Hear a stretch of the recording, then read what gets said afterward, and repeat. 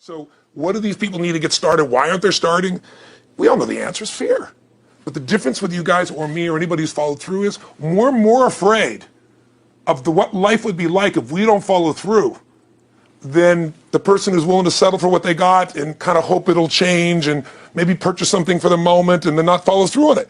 It's almost like people, overachievers, have a little more fear. They're a little more afraid of missing out. They're afraid of not being there, or they got a strong enough reason to follow through. So I'd say if you're looking at home, you want to give somebody some value, go, where do I start? I'm sick of this. That's a damn good place. That's probably why they bought the product in the first place, but now they're not. Escape from that for just a minute. What's that? They bought the product to escape from that state. Just for a moment. Yeah. So, because well, guess what? What makes people excited is progress.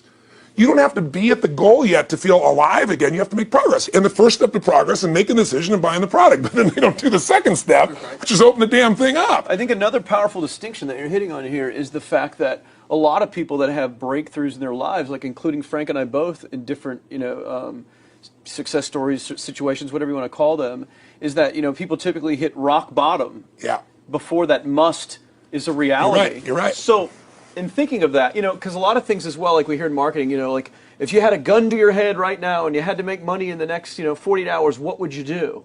And that really resonates with people. But so I just wanted to bring this into the conversation because I think a big part of the market of all these people aren't people that have their backs completely against the wall yet. That's right. Okay, so they're not in a must situation yet.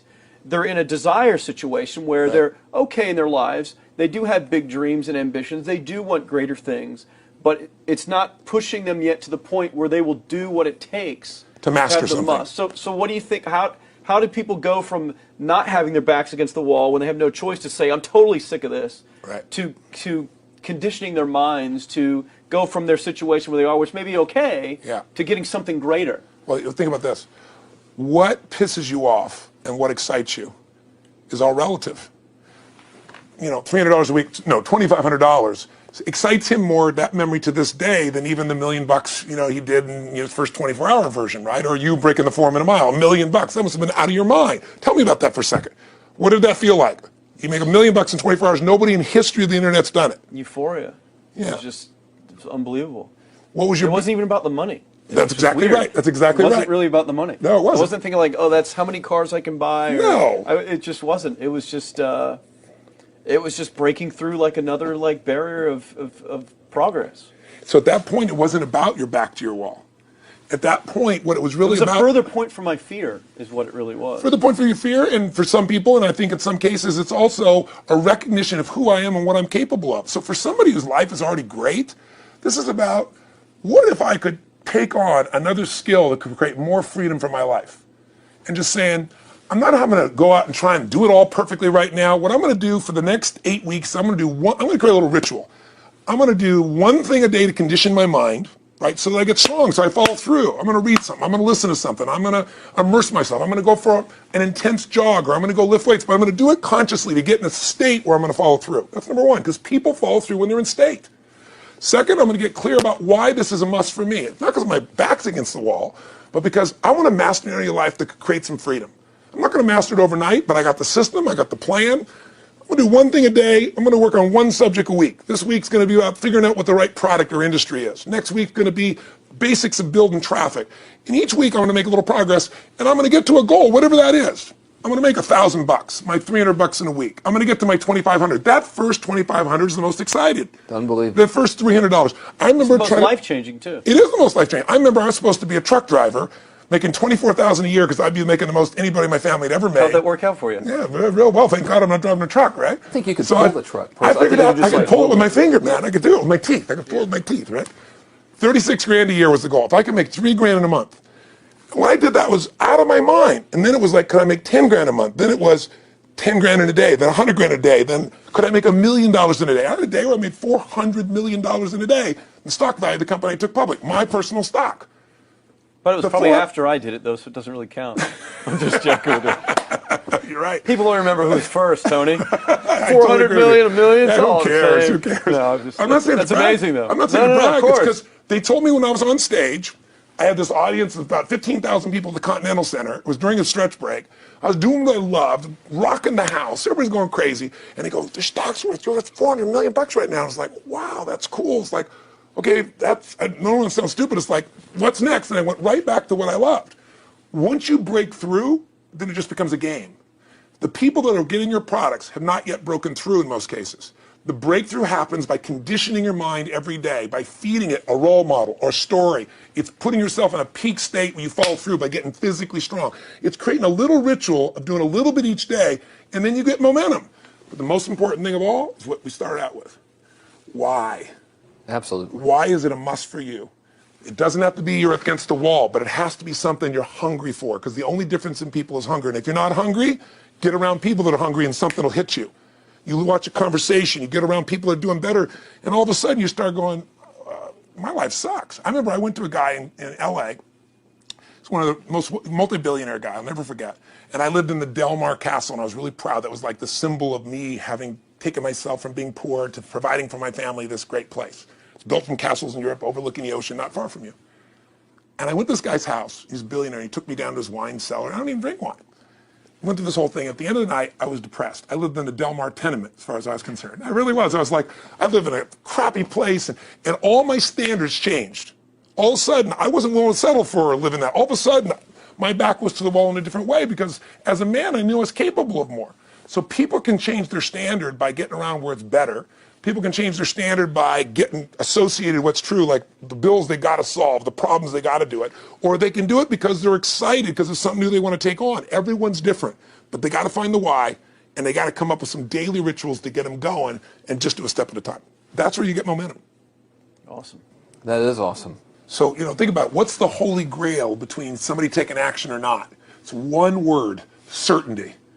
When somebody is absolutely certain, the common word is believe, right? But you can believe at a general level, or you can believe with certain. When you're absolutely certain that if I do this, it's going to get that result, and that result's going to change my life, you'll do it. When you think it absolutely is not going to work, you're never going to do it. The middle no man's land of maybe it'll work, maybe it won't, that's the piece that kills people, right? So if it's a must for you, you got to make it work, right? In our case, right? That's an example. If it's not a must for you and you're not sure, you don't know what to do. So years ago, I'd look around and say, okay, how do people get themselves to follow through that haven't been following through? What's the difference? And I started interviewing hundreds of people, literally, and eventually thousands, because I had thousands of my events. So I'd ask the group to give me their feedback. And I came up with this model. It's like the holy grail of belief, or the holy grail of momentum. It's like the difference between what makes the rich get richer and the poor get poor, right? And the difference we all know is mindset, but like, how's that built? So this is what I did. I created stupid little 4 little boxes, and I'll scribble it here for you. You think about the first thing that determines whether you can do something or not, and I put that in this first box at the top here on the left side, and it's potential. Like, what's the potential of a human being? Like, when you guys started, you proved something no one had done in history. You ran the 4-minute mile, right? For golly knows how many centuries, they're trying to run a 4-minute mile. Roger Bannister does it. Remember? How did he do it? You did it in this industry, right? You made $1 million in a day. No one had ever done that in history, right? After you did it, a bunch of other guys are doing it because it became possible. Roger Bannister didn't just go physically practice. He made a shift in his head. He practiced in his head because he could never achieve it physically, so he had to change in his head first so that the result became certain enough he believed it, and then his body got him through.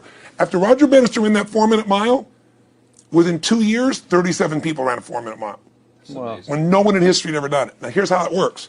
The potential for anybody getting your product is extraordinary. They could do what you've done as much, more or less. They can do whatever they want to do. The potential's there. The market's proven that. Whether or not they tap into that potential has a lot to do with what action they take, which is the question you came to me with, right? Like, God, they all have potential, but they're not taking action. And we all know that the action they take is going to determine the results they get. That's pretty obvious.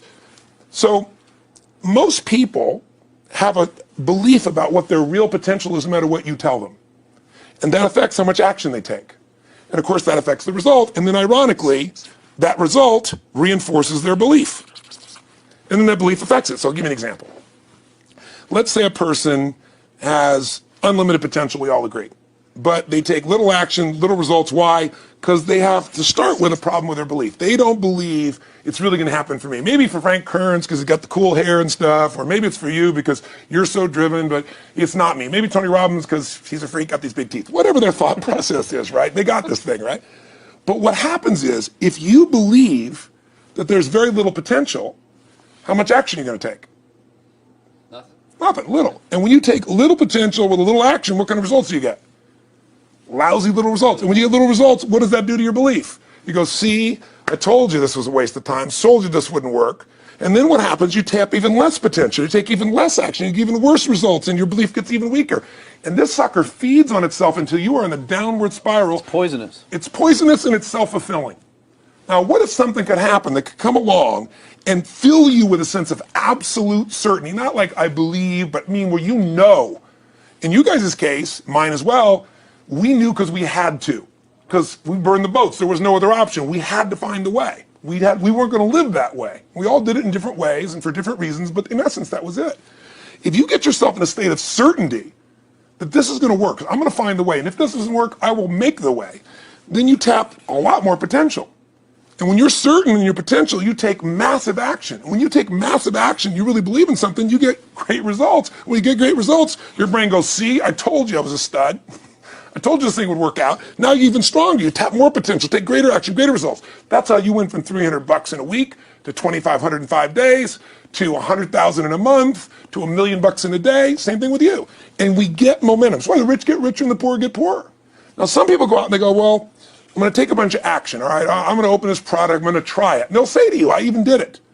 But it's like a salesman who goes and knocks on the door, and he knocks on 100 doors and says, you don't want one of these, do you? yeah, exactly right. And even if he doesn't say it verbally, his face says it because he doesn't believe it's going to work. So his voice, his body, the execution is so weak. Maybe if he talks to 100 people, somebody's going to buy out of pity. They don't want his kids to starve, right? But he's not going to get the result. So the core difference in people is how do you produce certainty when the world isn't giving it to you? You go out and you try. In your case, you're 100,000 in debt and nothing's working. How do you keep yourself going? The way you did it, the way I did it, the way you're doing it, we may not have done it consciously, is we didn't change our potential. That was there. And it wasn't even taking more action. Taking more action with a belief it's not going to work, it's not going to change anything. We got results in our head that made us feel certain as if it had already happened. True or false for you? True. Right? So give me an example so people know I'm not just making this crap up. Well, I mean, just like when I had nothing, I already knew I was driving like Ferraris and Porsches and stuff because I always wanted those cars. I already knew I was going to have them. It was inevitable. Right. I inevitably, that was just my inevitable outcome. But how did you do that? Did you have a ritual? Did you think about it regularly? Was it one time you thought about it, or was it something you had an obsession towards? I had an obsession towards it. I mean, I used to work at a video store, which is the last job I ever had in my life. Thank God. And I used to go to work almost every day, and I used to bring 2 magazines with me to read on my breaks. Entrepreneur magazine, just to read about business and everything else, and read about what other people are doing, look for role models. And I used to carry an auto trader with me. And I used to look at Porsches that were for sale. Yeah. And people always used to ask me, what are you doing with that auto trader magazine? I'm like, well, I'm just picking out the Porsche that I'm going to buy. Right. Which probably got you a lot of crap. I did. People made fun of me. Sure. I actually had a boss at that job tell me, you really shouldn't do that to yourself, John, because it's very, very likely that is never going to happen. It's very likely that you're never going to have that car. Yeah. That's the kind of belief he was trying to put in my head. And I was like, no, you don't realize that it's inevitable that I will drive here sometime in the near future with that car when I'm not working for you and drop movies off for you to put back on the shelf. And that actually happened. And it was one of the most fulfilling days of my entire life. And the great thing was when I pulled up in this car, I was in my mid-20s. Yeah. A car that most mid-20s. What kind of car was it? It was a Porsche 911 Turbo. It was a convertible and everything. Sure. Just a beautiful car. It was one I always dreamed of having. But for a few years I always circled the ads of which ones I was going to buy. Well, when I finally got it and I pulled up at the store, I had all these people. Some people that were still working at this $7 an hour job were there years after I left. And I'll never forget this, even the boss and stuff, and the reaction of the people was like, wow, that is awesome. Yeah. Is that your dad's car? And all I said to them was, not exactly. Good for and you. I just smiled and just left. But it was, it's the weirdest thing, but I just knew it was going to happen. But you knew it because I conditioned myself to you did it to over and know over it was- again. yeah. When I was in high school, I was not a popular kid, but I was passionate and intense, and I'll never forget.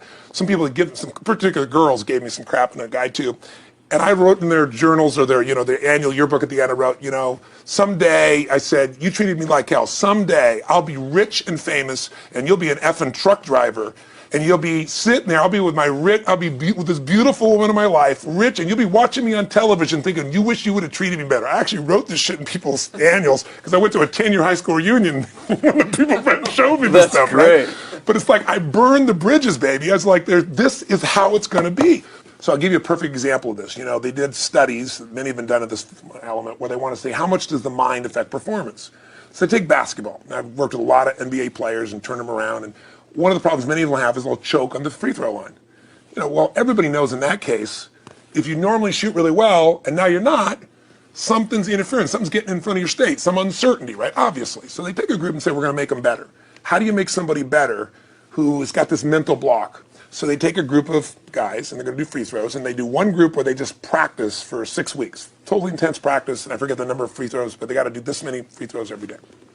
Take a second group and they have them not practice at all. Obvious. And they take a third group and they don't let them touch a basketball. All they do is have them practice in their mind, but the key is, it's not practice makes perfect, it's perfect practice makes perfect, as corny as that sounds. So these guys see themselves making the shot every single time, conditioning their mind and body that it's perfect every time. They're not interrupted by a reality that would screw with them. So at the end of 6 weeks, they tally it up, and now they give them a test to see who has the highest free throw percentage, success. What do you guess it's going to be? Well, the obvious person says, obviously, it's not the guys that didn't practice, but which one is it, the mind, or is it the ones that actually practice? I'm assuming the mind. Yeah, you would assume it because it's true. Right. You intuitively know the truth, that practicing's not enough. It's getting yourself so certain so many times that now when you go to do it, there's no hesitancy and you execute. It's having that absolute certainty that makes you tap your full potential, take massive action, get massive results, be reinforced to have even stronger belief. This is what makes somebody a star at anything.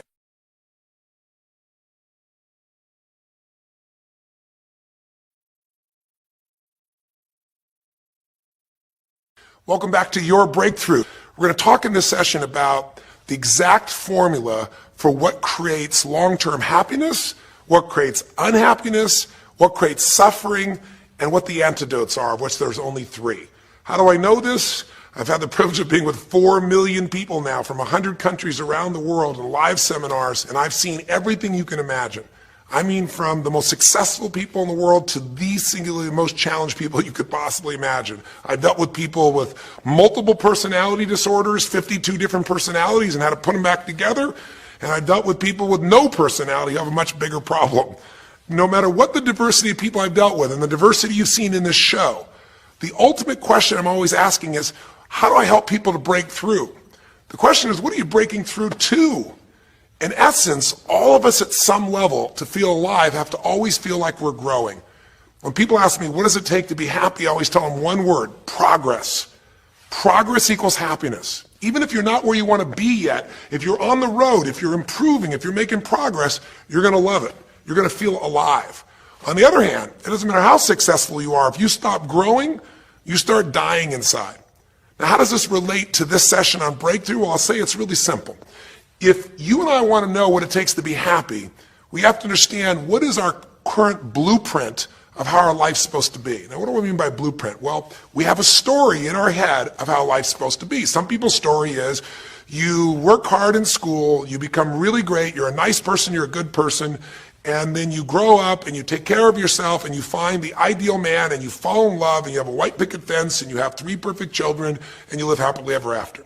Somebody else's story, the old story was, you work really hard in school, you excel in college, you go to work for a big corporation, and you move up through the ranks until you're the president or chairman of the company, and you become successful and respected throughout life. These are some old stories. Obviously, the stories that we hear today of what people's lives are supposed to be like are completely diverse. We no longer have these little archetypes, but one archetype still seems to remain. And that archetype is, in order for you to really feel like you're enough, many people believe they have to achieve an enormous amount.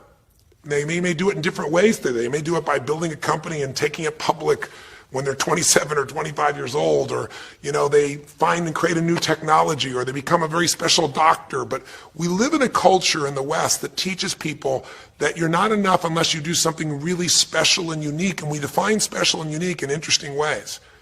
A school teacher is not special and unique.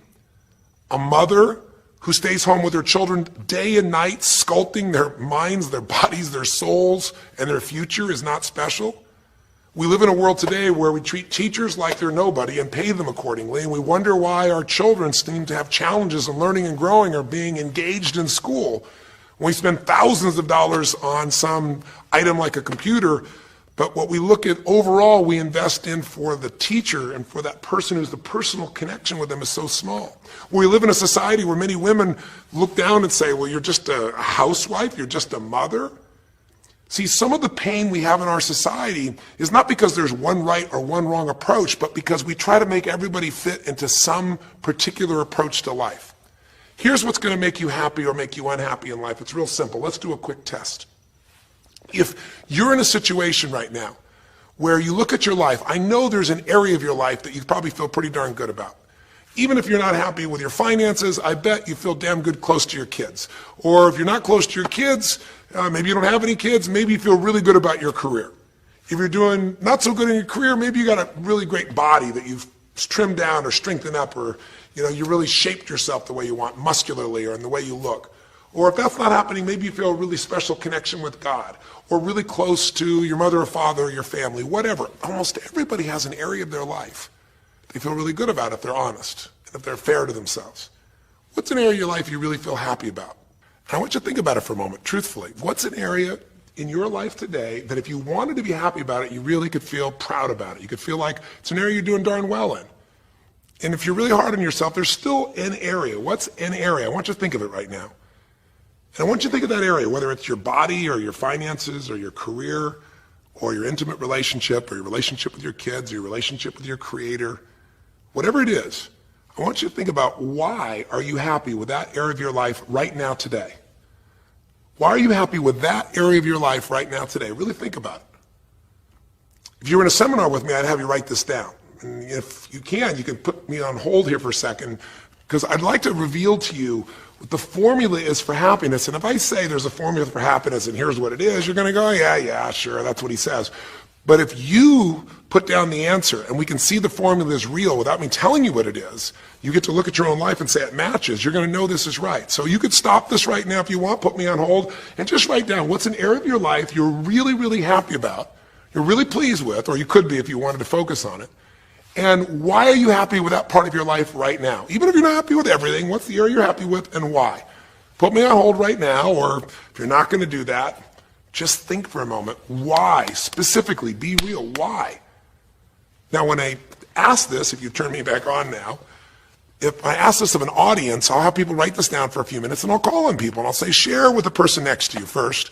What are you happy about, and why are you happy in that area? And be specific.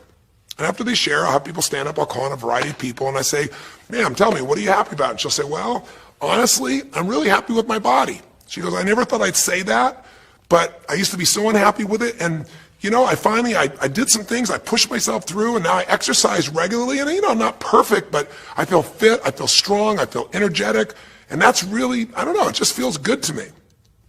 Now, I say to everybody, I'm now going to show you what the formula for happiness is, and it's real simple. I want to reveal it to you so you don't ever forget it. Whenever you're happy with an area of your life, it's because right now, your current life experience, I call it your LC, your life conditions, the conditions of your life conditions in that area match or are equal to your blueprint, your story, your belief about how life should be in that area. So this woman says to me, I'm really happy with my body because it's not perfect. Her blueprint is I don't need to be perfect, but it's so much better than it was. I'm fit and I'm strong and I have this energy. Her mental blueprint says I should be fit, strong, and have energy. I don't need to be perfect, but I should be that way. Well, when my life, my body matches how I think it should be, I feel good about my life. I'll ask somebody else. I'll say, tell me an area you're happy with. Someone else will say, well, I'm really happy with my career. And why? Well, I'm doing better than I even thought I would be. I'm ahead of the schedule of where I hoped I'd be at this stage. I'm working at this level in this company, and I have these skills and this ability, and it's even better than I thought. Well, once again, listen, this person's happy with this area of their life because their current life conditions in the area called their career are even better than they expected they would be, better than their blueprint, better than their belief of how it should be. If it's really better, you tend to be over the moon. One woman would say, I gotta tell you, I said, I'm the happiest I've ever been in my whole life. How come? She goes, because I have this man in my life and I'm in love with him and he loves me and I can be myself with him. And we have this incredible intimacy and this passion and we want to be with each other all the time. And I never get bored with him. Well, what's her blueprint? You want to be with somebody that you can have total intimacy with, somebody who you love and loves you. Those are part of her rules, her beliefs of how it should be. She said, it needs to be, I never want to be with anybody else. I want to be with them every moment.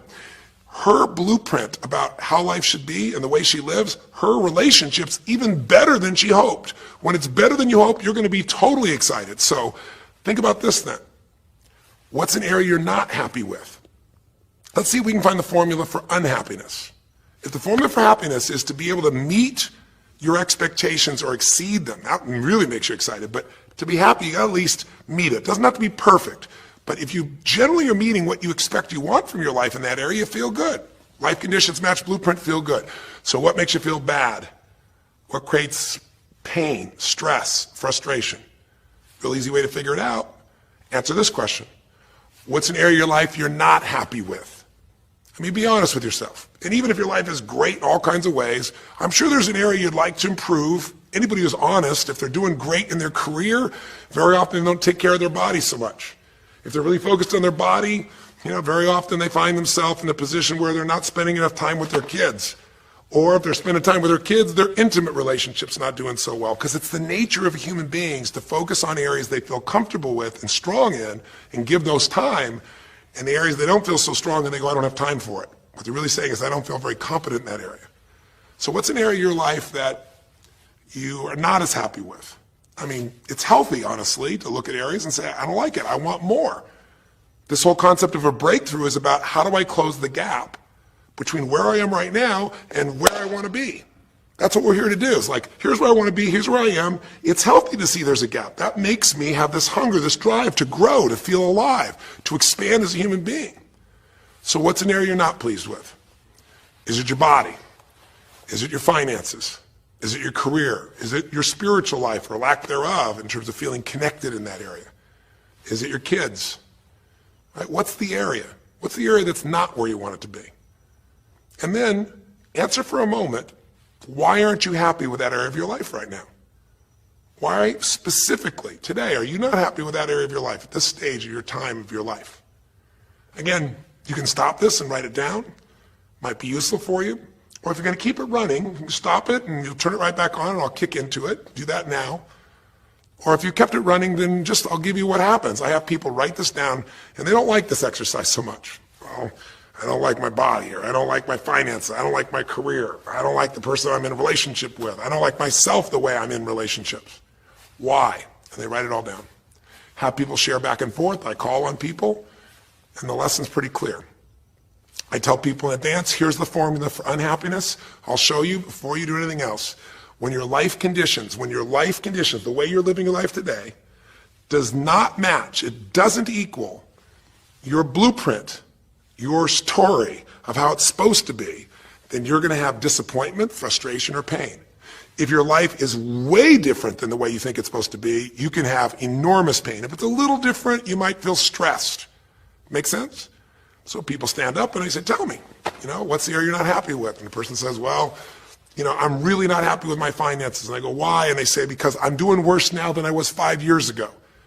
I made mistakes in the market, and at this stage of my life, I should have this much money, and I don't have it, and I don't know how to change it, and it's making me crazy. And why are they crazy? You say, well, because they don't have their economic needs met. No, you can not have your economic needs met, and you can still be okay, but when you have an idea, this is what my need is, and I did the wrong thing, my life doesn't match how I'm supposed to be, that's when people get a little crazy. See, think about it. If you grew up taking care of folding your own clothes, making your own meals, going to the store, doing the grocery shopping, cleaning the bedroom, cleaning the house, vacuuming, taking out the trash, and you did that your whole life, then if you have to do that later on, you don't feel like you have economic pain because you don't have a maid.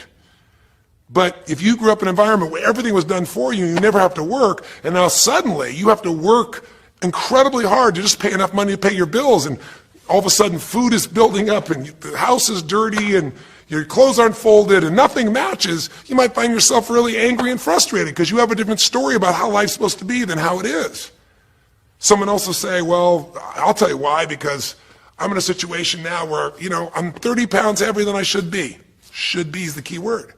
There are people in all cultures who love being big. There are people that will walk around and someone else might think they're massively overweight, but they're going, I own this, honey, and they really, truly, they match their blueprint. Big is beautiful, because their idea is big is beautiful. I'm big, that's beautiful, matches my blueprint. Rock and roll, I'm happy as can be. Somebody else can look like a twig and be stressed out saying, I hate my body. Because their blueprint says I should be the skinniest thing on earth, and I'm not skinny enough. Am I making sense? When your life conditions don't match your blueprint, you're going to have pain. But here's when you suffer. When I ask people, who here has been through the dark night of the soul? Who's been here in a situation where you feel like life isn't worth living, or we feel like a pain that just will never go away? And a lot of people write down those experiences, like Joaquin. So you'll begin to understand what the issue is I'm talking about here. Joaquin, if you recall, was in a situation where this man felt like there was no reason to live. He couldn't work, he couldn't do anything, his life was worthless. Why did he think that? Because he had a blueprint. And his blueprint said, I need to be an NBA basketball player, at least a professional basketball player. I need to be able to make money and have this great lifestyle, because that's what makes me worthwhile as a human being. That's what makes my family respect me. My mother, my uncles, my aunts. I'm the successful one in the family, and I make the money. I support everybody. He's a good man. He didn't come just to be successful. He took care of his mother, his family. He tried to be an inspiration for people. Joaquin Hawkins is a man who was always going out on his free time and training kids and showing them the pathway to freedom, how they could play basketball and get free like he did and get out of the inner city. So this man is not a selfish man, but he knew this is the way to be worthwhile. This is the way to be able to give to people. This is the way to take care of your family. And all of a sudden, one night, what happened? That way was taken from him. He has a stroke. And in the middle of the night, his life conditions make it impossible to be who he has to be, or he feels like he's worthless. You get it? We have an identity. We have a story of how we're supposed to be. And if life somehow gets in the way of that story, we feel pain. But if we feel we have no control, that's when we go into suffering. See, it's one thing to say my life doesn't match my blueprint, I got to lose weight. That might stress you out. Or my life doesn't match my blueprint, I'm not in a relationship, I got to get in one. That might motivate you even. You might not like it, but you're going to find a way to get in one. Or my career doesn't match how I should be, you could change it. But when you start believing that your life doesn't match your blueprint and you have no control to change it, you're helpless, that's when people suffer. And so this week, for your breakthrough, it's a chance for you to start to take a look at your blueprint anywhere you're really having pain. Hey, look, if you're doing great in some area of your life, celebrate it, of course, and I'm sure there are many areas you are. But life is really a series of growth spurts. I mean, two things in life make you feel alive: growing and giving. And what's really wonderful about this man, Joaquin, is he was constantly growing, trying to get better, trying to be a better teammate, a better basketball player. Think about it. When he didn't make the teams and he didn't make the NBA, he didn't give up. He worked even harder. The guy was always striving to become something. And he became it, and he achieved it, and then life took it from him. Isn't that the common denominator with so many of the people in the stories of this 6-part series that you saw, these 6 specials? I mean, Frank and Kristen had a blueprint of what life was supposed to be about. We're supposed to get married and have children, and we're going to have our own business. And all of a sudden, life doesn't match the blueprint. And suddenly, there's depression. Because in their case, they said there's nothing we could do. But they were wrong. They were wrong because they discovered, and Frank discovered, I can make a difference in my life. The chair, even though I didn't create this and didn't ask for it, this chair does not define me. I can become more than I was before. I can have the impact with my wife. I can have children. We had to change his blueprint because we couldn't change all the conditions of his life. Does that make sense? I couldn't get him to physically walk again. Maybe someday he will, but we can't count on that. What we got to count on is that he can be fulfilled by seeing he isn't helpless. And I did that through a series of experiences that violated what he thought he couldn't do. The same thing was true with almost every one of the people we worked with at some level. And in Joaquin's example, it was also true. Joaquin said, well, I can't ever have this quality of life again because I'm not a professional basketball player. And he was locked into that mindset, and all of us get locked at times. But to his credit, to a system of steps, we were able to break him out of that. We were get him to see that he isn't helpless. Because here's your choice. Watch this now.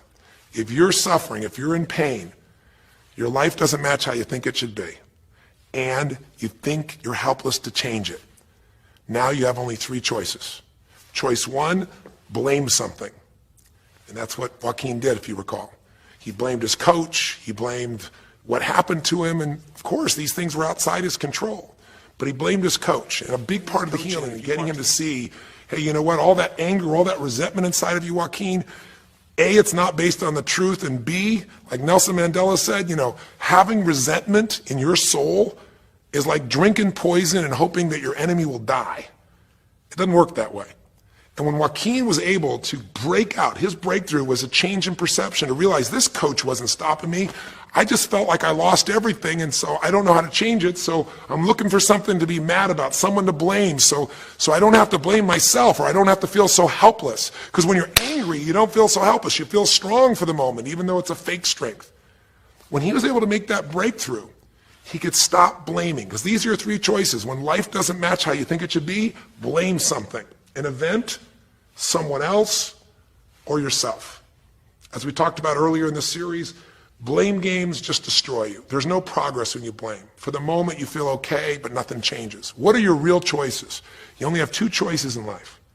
If life doesn't match your blueprint, you either have to change your life.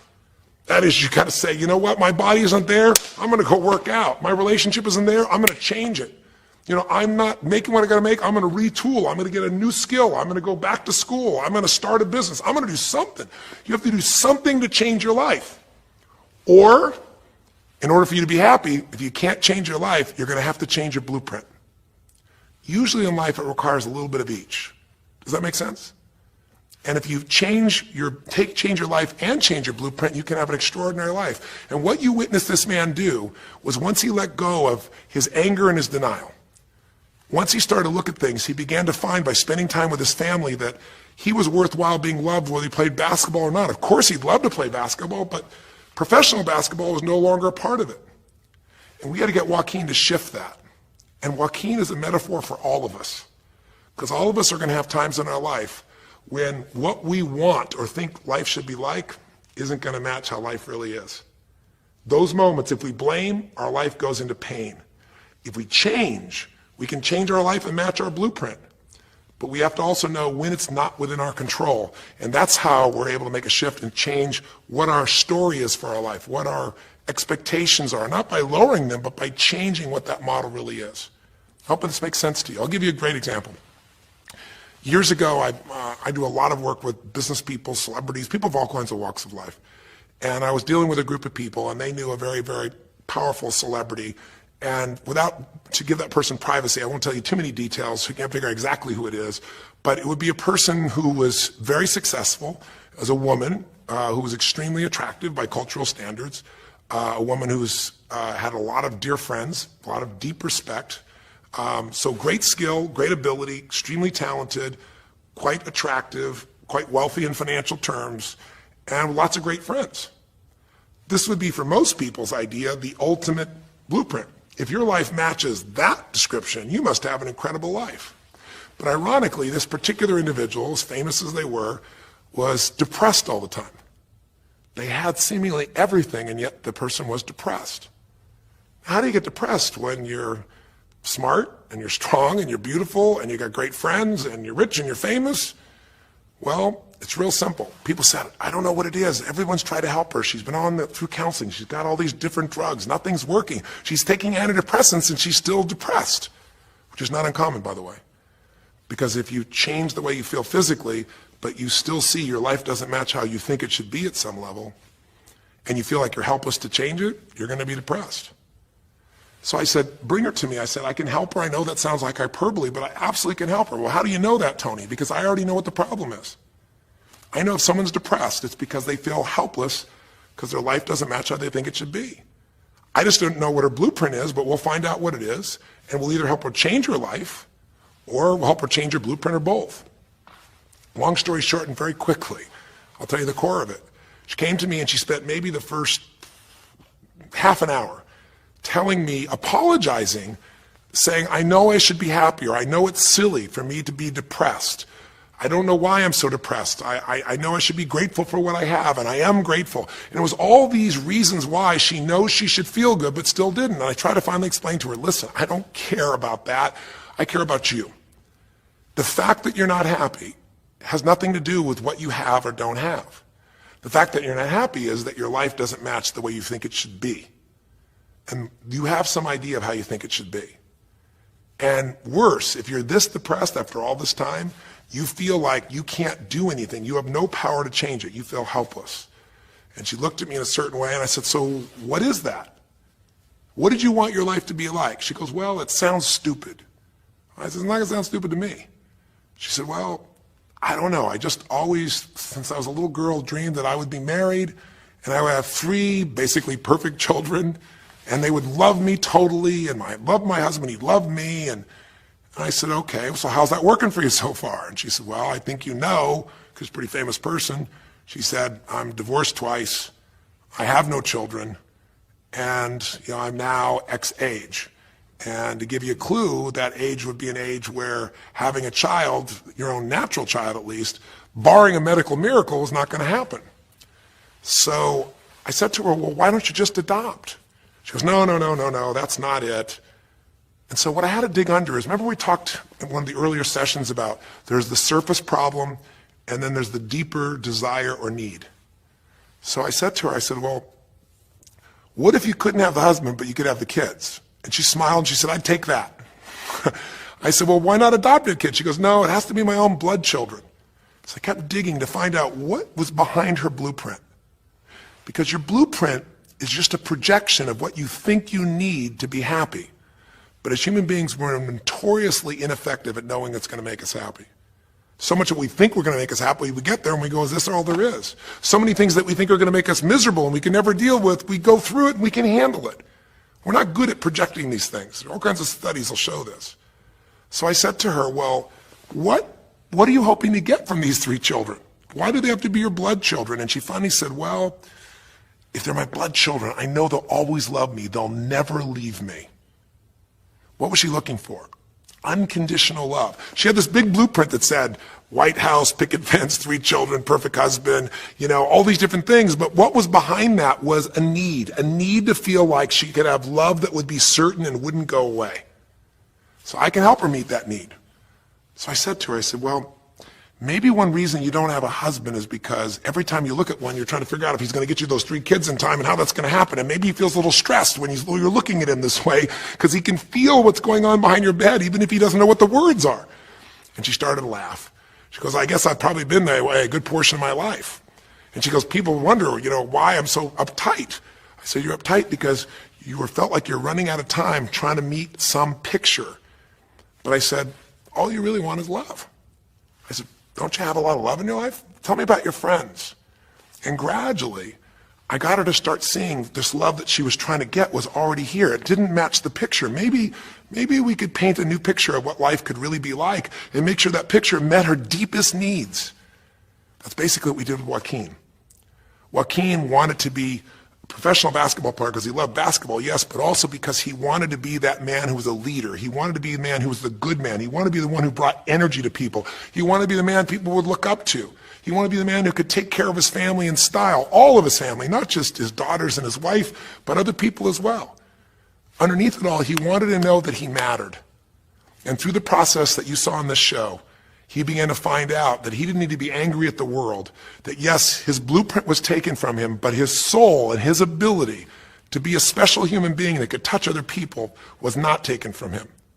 That maybe his real gift was his ability to inspire young kids, his ability to get himself to do whatever it took. How did he become a professional basketball player? Unbelievable discipline, unbelievable drive. He started bringing that to picking up trash, and the game started to change. He started to have fun there. He could come home and take care of his kids and pay his bills. That doesn't solve everything, but it gives him a way to suddenly regain himself. When he sat around with all of his family, and you saw part of those scenes, and if you watch little areas of browsing this week, you'll see some more scenes from his family where you see him begin to realize they love me whether I'm rich or poor. They love me whether I'm a professional basketball player or not. They love me. That's what he was really after. And when he got that, it allowed him to let go and say, I can do other things. That doesn't mean he won't have challenges. We're all going to have challenges in our life. It doesn't mean that at times he won't wish he's doing more. But he's no longer stuck. He's broken through because he now knows I have control. I can change my life or I can change my blueprint. And when I do, I can fulfill it. I can start to feel that aliveness. Now here's the trap. What do you think happens once you fulfill your blueprint regularly? Once you figure out how to do what you always dreamed of. You always dreamed to live a certain way, and now you're living that way, living that way, living that way every day. Well, the human nervous system, the human spirit needs to grow. So pretty soon you'll get bored with that and you'll come up with a new blueprint. That's part of life that's exciting. See, if you and I from this day forward are going to be happy, just remember what we've said. It takes two things, grow and give. A meaningful life comes from growing, that sense of progress, and it comes from having life not just be about me, but about we, doing something that makes me feel connected to other people besides myself. That growth, that sense of contribution fills a deep spiritual need that we all have. If you are unhappy in your life, you've got three choices, really two. Blame, that's not a choice, it's not going to work. Don't blame someone else, don't blame the event, don't blame yourself. Just figure out what you're going to do to change your life. That's my specialty. If you like my coaching or my team's coaching, come visit with us. Come to an event. Come get a coach. Come through a program, and we'll guide you through it more than just a few minutes like this, and we'll do it directly in an environment that'll shift you. Or change your blueprint. You're going to have to rewire what's going on inside, and that's what we focus on as well. So I hope this journey has been an interesting one for you. I hope it's opened up your eyes to what it takes to go from where you are to where you want to be. It takes changing your emotional pattern. It takes bringing presence to your life. It takes realizing you have no problems compared to somebody else and putting your life in perspective. It takes the ability to deal with those extreme stresses that happen in your life by questioning your limiting beliefs. And again, we'd love to coach you and show you how to change those in a permanent way where it happens automatically, just like lifting weights so often until the muscle's always there and you find yourself able to follow through. It takes for you to be able to figure out how to deal with crisis and how to turn it around. It takes facing your fear. It takes pushing yourself through what used to stop you.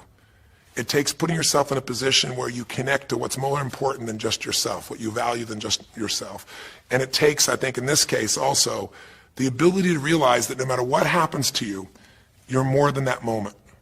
You're more than the story you think you're supposed to be.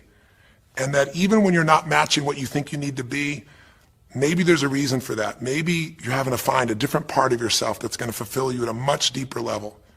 Sometimes failing to get your goal gives you your destiny. I can't tell you how many people I've known over the years who had an idea of what they thought their life was supposed to be like, and they didn't achieve it, and they felt miserable and upset and frustrated, and one day an opening happened, and they went, oh my God, thank God that didn't happen.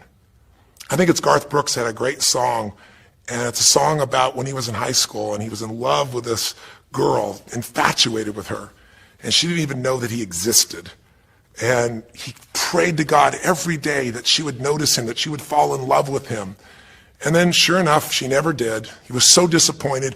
His blueprint didn't match. His life didn't match it because she didn't even know he existed. And he felt this suffering. He could do nothing to turn it around.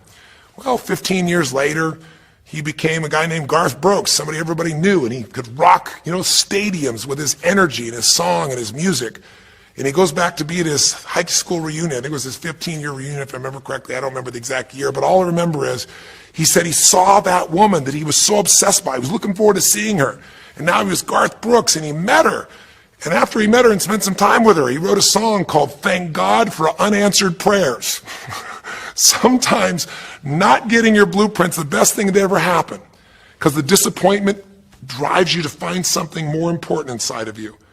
Or not getting it makes you look for another aspect of your life, a spiritual aspect, a family aspect, a physical aspect. If you can just trust that life doesn't happen to you, it happens for you, then you can find in any situation a benefit that can take your life to the next level. I don't care if you're Frank and Kristen, I don't care if you're, Mandy and Scott. I don't care if you're Joaquin and Kim. Every one of us in our life is going to face situations where it feels like we have total trauma, something that's been taken from us. The real question is, what are you going to do with it? Some people just live in their story of what they don't have, and they have the right to do that. If Frank and Kristen lived in pain and felt bad, we'd all say they have the right to do it. It's the difference between what you have the right to do and what you deserve to give yourself and others. We have the ability to transcend whatever happens to us. There's something called post-traumatic growth. Very few people know about it. Two people go through the same stress, one's destroyed, the other grows. What's the difference? The people that grow will not give up. They don't have any excuses. They find the way to break through whatever it takes. And when they do, three things happen. Number one, they realize who they really are and what they're capable of. They realize they're so much stronger than they thought they were. And number two, they deepen all their relationships. You want to know who really cares about you, who you love and who loves you?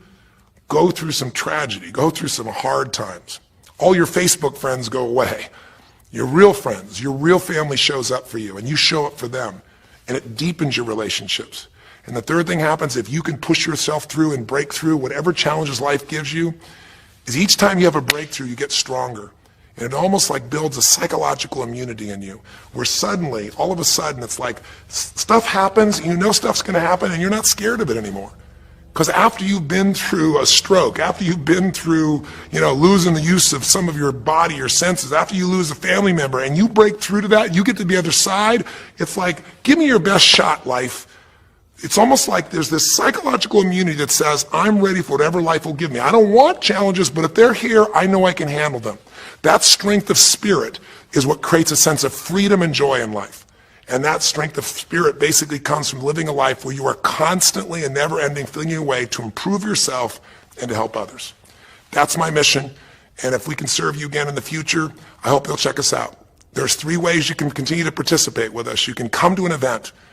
Come have an experience with us live at a weekend at our Unleash the Power Within or our Date with Destinies. I think you'll find it's very different than just sitting here talking to you quietly, sitting in front of your computer screen. It's a rock and roll environment. It's like going to the ballpark and having one person sitting there talking to you versus being in the ballpark or the rock and roll concert, with 50,000. There's an energy and a power that comes from it. Second is there's immersion. Here we talk for an hour, there's distractions and emails. There it's total focus, and we go for immersion where literally what we did here over 6 weeks, a few little conversations, all that happens over and over again, multiple times a day, and you get that shift. So come to an event or call up and get a coach. We have people that you can work with and have a free coaching session and make sure it's really valuable for you. But these are people that can check in with you to help make sure you break through, you make the changes you want to make in your career or your finances or your body or your emotions or whatever area matters to you. And finally, lastly, and probably most importantly, every day you got to feed your mind. Because every day most of us are turning on, some form of news. It shows up in our pocket, in our Blackberries or iPods or our iPhones, I should say. It shows up, on your computer constantly. It chases us, and it rarely does a good idea interrupt you. Really what you have to do is pursue the ideas, pursue the experiences that are going to change your life. And we have a way to do it called net time, no extra time.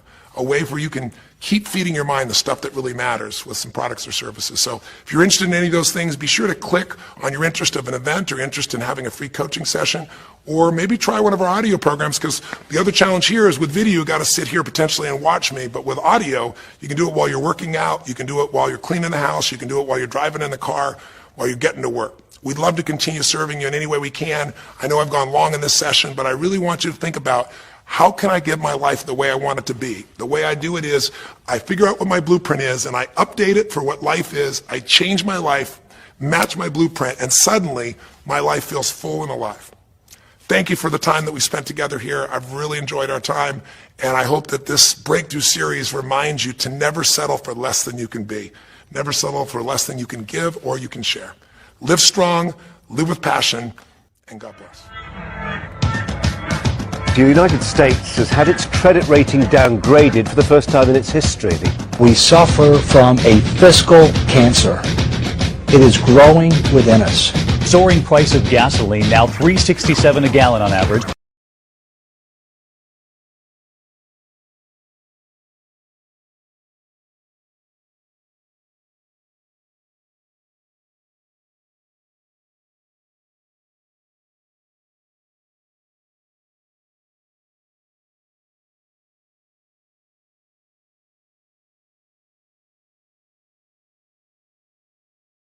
Hi, I'm Tony Robbins.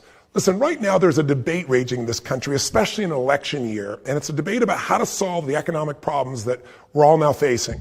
We've spent beyond our means for decades as a nation, and now we're getting to a tipping point, one that's so significant, one that's so dangerous that even the S&P acted to lower our sovereign credit rating for the first time in history. I think we all know that politicians, whether they be congressmen or senators or even presidents of the United States, whether they be on the right or the left, they tend to promote whatever supports their ideology, whatever they believe in, or unfortunately, whatever will get them elected or maybe reelected.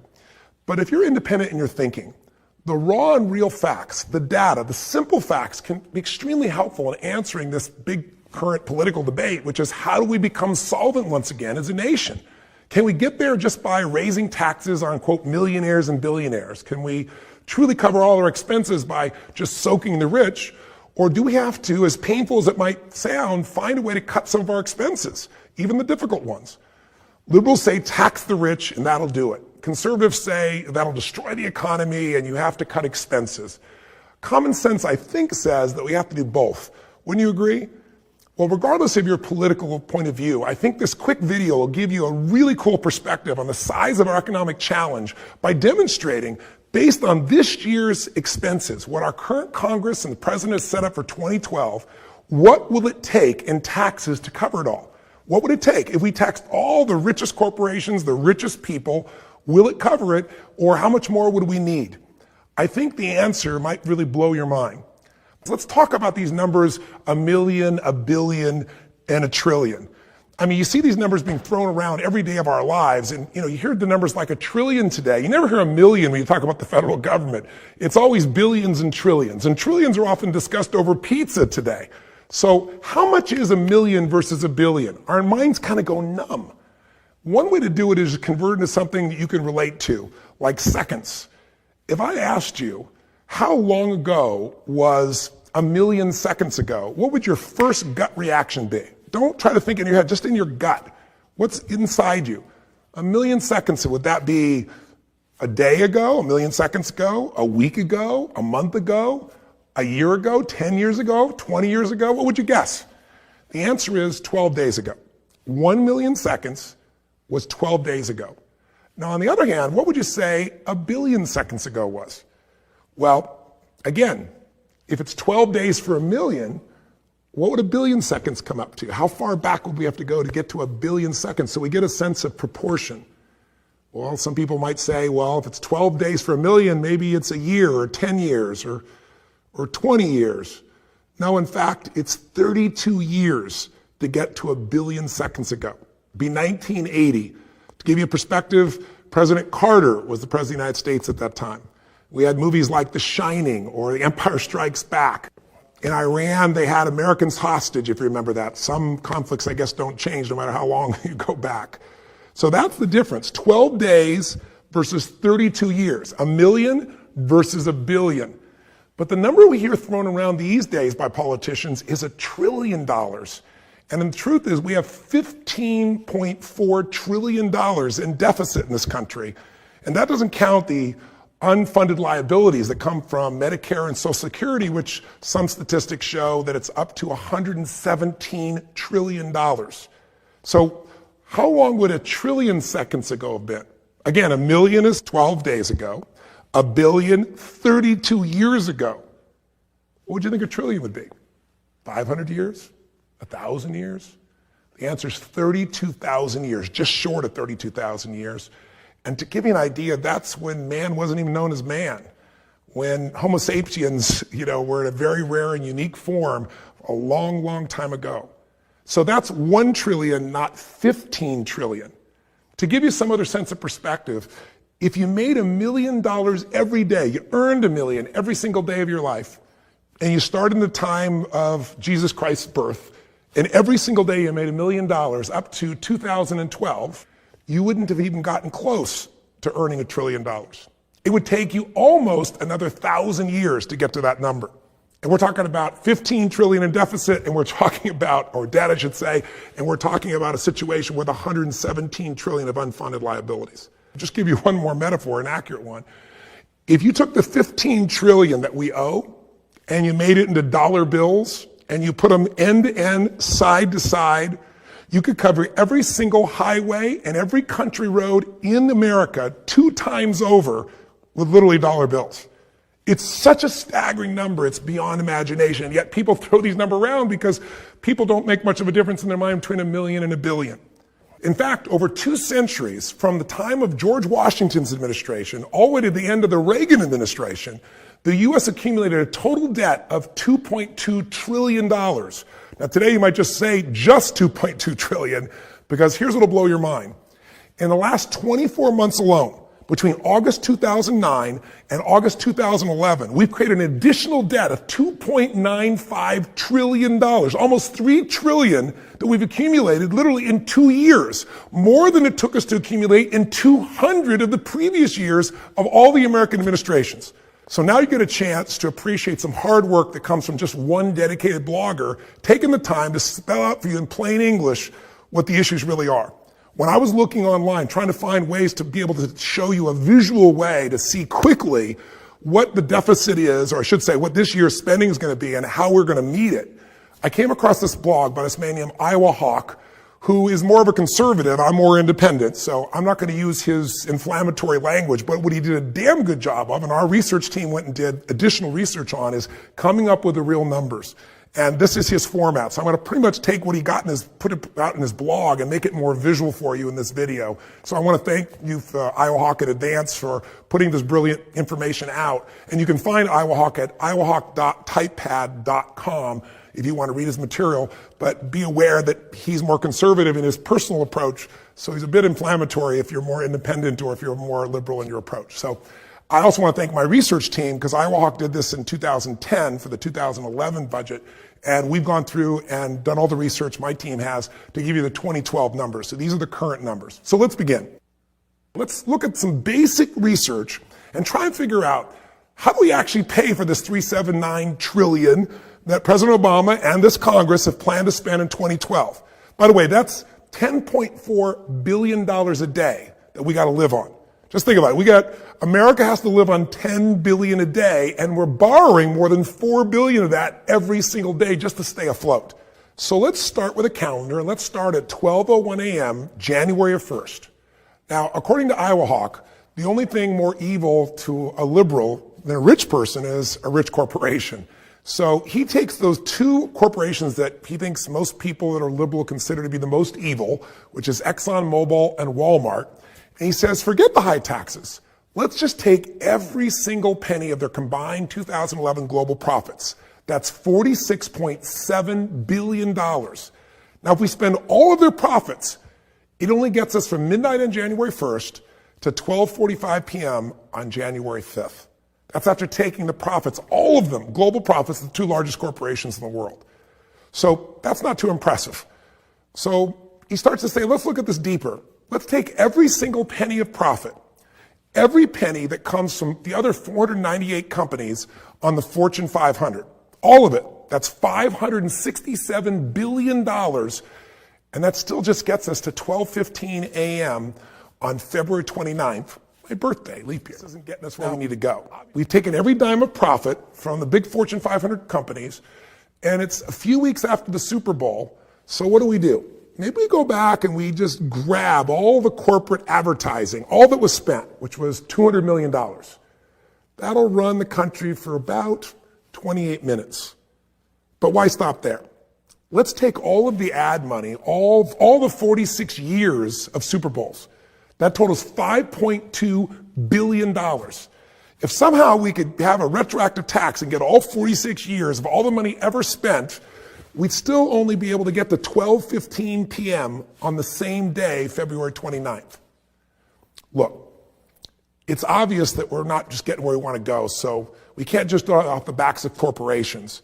So Iowa Hawk says, let's really go after what liberal politicians are asking. Let's soak those rich people. And we're going to do it by going after, let's start with, let's say, the athletes. They get these obscene sports salaries, and they're not really adding any value. So let's just take all of their salaries from both the NFL, the NBA, the NHL, Major League Baseball, not their endorsement deals, but all of their salaries. And let's also take the winnings of the PGA Tour and the money spent on NASCAR, put it all together. And that's $10.1 billion. Now I want you to remember, it takes $10.4 billion just to fund the country every day. So we don't even get a day out of it. Basically, it gets us to 11:35 a.m. on the next day, March 1st. After all this, we basically funded the country for 2 months.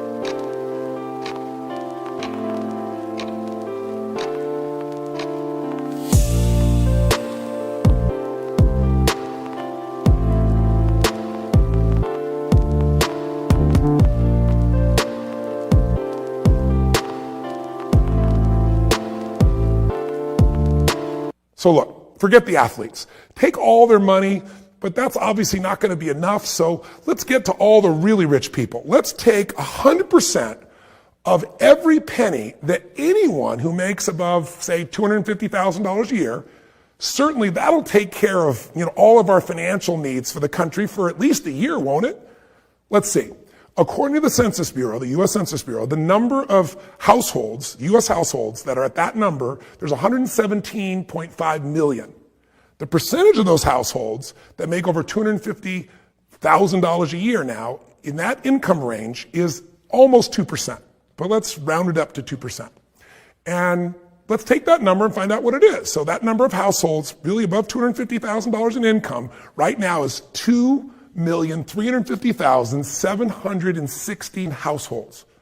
The total income, check this out, from all those households that make over $250,000 a year is a total of $1.363 trillion. Now we're talking, right? Iowa Hawk says, let's just eat the rich. Let's take everything they got, everything that anyone makes over $250,000 a year, and let's see where that really gets us. It gets us from March 1st at 1 p.m. to July 10th, at 1 p.m. on July 10th, I should say. Now, where do we go from here? We've taxed the richest people in the world, the richest corporations in the world. Look, obviously, we're going to have to really cut some spending somewhere. Well, why don't we just stop spending money on, the wars in Iraq and in Afghanistan? I think there are a lot of us that would love to see that happen. After all, that money is going away to things that could be used for healthcare, or is it just being used really on wars for oil? So let's not spend another dime starting tomorrow. Let's just somehow cut it all off instantaneously, and let's all bring them all home right now. Many people would support that. That, if we somehow could magically do it, would save us $117 billion this year in 2012. That's enough savings basically to cover us until 8 p.m. on July 21st. Listen, who else can we tax that's living too well? Because after all, we need more money. We got to pay our bills here in the U.S. So Iowa Hawk says this, screw you, Star Wars. We're going to take every penny that you made in movies and toys and lunch boxes, the whole shebang. It took you 35 years for your $26.6 billion, and we're going to come up with some retroactive tax, and we're going to take it all. How much of a difference would that really make in paying our bills? Well, it'll knock us all the way down to 9:20 a.m. on July 24th. Well, look, everyone knows those Hollywood people. They only employ rich actors and producers and directors, and they all live in Beverly Hills. So let's evict everyone in Beverly Hills. Let's confiscate their home, and let's sell all their homes at market value. Look, there's 15,000 homes in Beverly Hills. The average price, $3.2 million. That'll get us $48 billion paying our bills through July 29th of this year. Still in July. Obviously, this isn't working.